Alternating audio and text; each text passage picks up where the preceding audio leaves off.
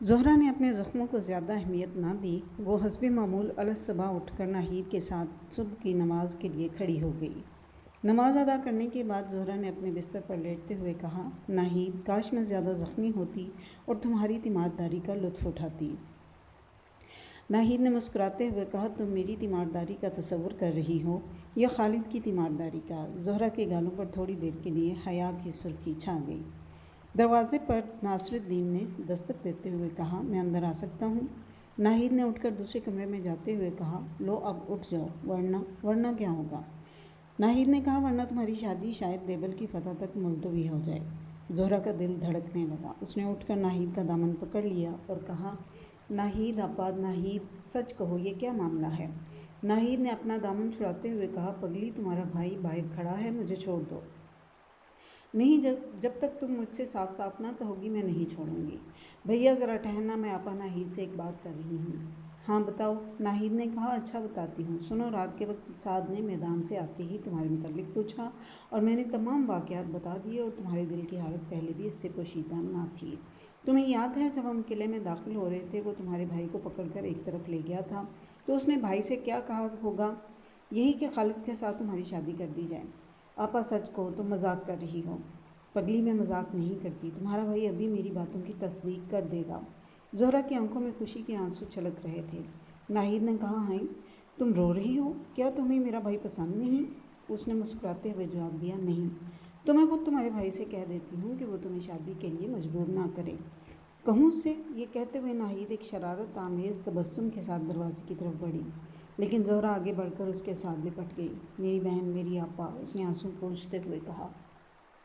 ناہید نے کہا، تو تم خالد کے ساتھ شادی کرنے پر رضامند ہو؟ زہرا نے اس کی طرف دیکھا، مسکرائی اور اسے دوسرے کمرے کی طرف دھکیلتے ہوئے بولی، جاؤ، تم بہت شریر ہو۔ ناصر الدین نے باہر سے آواز دی، زہرا، تمہاری باتیں کب ختم ہوں گی؟ اس نے بستر پر بیٹھتے ہوئے جواب دیا، آ جاؤ بھیا، بہن ناہید دوسرے کمرے میں چلی گئی ہے۔ ناصر الدین نے اندر پاؤں رکھتے ہی پوچھا، تمہارے زخموں کا اب کیا حال ہے؟ اس نے جواب دیا، وہ معمولی خارشیں تھیں، میں بالکل ٹھیک ہوں۔ ناصر الدین اس کے پاس چارپائی پر بیٹھ گیا۔ زہرا کا دل دھڑک رہا تھا۔ تھوڑی دیر سوچنے کے بعد ناصر الدین نے کہا، زہرا، خالد ایک بہادر نوجوان ہے، میرا ارادہ ہے تمہاری شادی اس کے ساتھ کر دی جائے۔ تمہیں یہ رشتہ پسند ہے؟ زہرا نے جواب دینے کی بجائے دونوں ہاتھوں میں اپنا منہ چھپا لیا۔ ناصر الدین نے تھوڑی دیر سوچنے کے بعد کہا، میرا ارادہ تھا کہ سندھ کے فتح ہونے کے بعد تمہاری شادی دھوم دھام سے ہو، لیکن مسلمان ایسی رسومات کو برا سمجھتے ہیں۔ اس کے علاوہ اہل سندھ کے ساتھ ابھی فیصلہ کن جنگ ہونے والی ہے، سپاہی کو اپنی زندگی کا کوئی بھروسہ نہیں ہوتا۔ میں یہ چاہتا ہوں کہ تمہیں اپنے ہاتھوں سے خالد کو سونپ دوں۔ ناہید تمہیں بہت چاہتی ہے، وہ تمہارا خیال رکھے گی اور میں زیادہ اطمینان کے ساتھ اسلام کی خدمت کر سکوں گا۔ زہرا، اس بے سر و سامانی میں میرے پاس تمہارے لیے نیک دعاؤں کے سوا کچھ نہیں۔ اگر میرے پاس ساری دنیا کی دولت ہوتی میں تم پر وہ بھی نچھاور کر دیتا۔ بھیا، اس نے آگے جھک کر ناصر الدین کی گود میں سر رکھ دیا اور ہچکیاں لیتے ہوئے کہا، مجھے کسی چیز کی ضرورت نہیں۔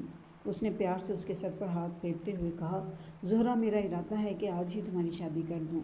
فوج 2-4 دن اور یہاں ٹھہرے گی، لیکن یہ بھی ممکن ہے کہ اچانک دیول سے راجا کی فوج کی پیش قدمی کی اطلاع آ جائے اور ہمیں فوراً کوچ کرنا پڑے۔ سعد محمد بن قاسم سے ذکر کر چکا ہے اور وہ بہت خوش ہیں۔ سعد خالد سے بھی پوچھ چکا ہے اور بہن ناہید کو بھی مبارکباد دو۔ سالار اعظم خود اس کے بھائی کو بلا کر اس کی رضامندی حاصل کر چکے ہیں۔ وہ خود تم دونوں کا نکاح پڑھانا چاہتے ہیں۔ باہر سے سعد نے ناصر الدین کو آواز دی اور وہ اٹھ کر کمرے سے نکل گیا۔ زہرا نے اٹھ کر برابر والے کمرے کا دروازہ کھولتے ہوئے کہا، ناہید، تم نے سنا، آج تمہاری شادی ہے؟ میری شادی؟ ناہید کے چہرے پر حیا اور مسرت کی سرخ و سفید لہریں دوڑنے لگیں۔ ہاں ناہید، تمہاری شادی۔ اب بتاؤ، تمہیں زبیر بھیا پسند ہیں یا نہیں؟ اور میں ابھی انہیں بلا کر کہتی ہوں کہ وہ اپنے لیے کوئی اور لڑکی تلاش کر لیں۔ ناہید نے کہا، تم بہت شریر ہو زہرا۔ خالد نے برآمدے سے برابر کے کمرے کا دروازہ کھٹکھٹاتے ہوئے ناہید کو آواز دی اور زہرا نے ہنستے ہوئے کہا، ناہید، جلدی جاؤ ورنہ تمہاری شادی سندھ کی فتح تک ملتوی ہو جائے گی۔ میں مذاق نہیں کرتی، تمہارا بھائی ابھی میری باتوں کی تصدیق کر دے گا۔ ناہید زہرا کو محبت بھری نظروں سے دیکھتی ہوئی دوسرے کمرے میں داخل ہوئی۔ اس کا دل خوشی کے سمندر میں غوطے کھا رہا تھا، اس کے پاؤں ڈگمگا رہے تھے۔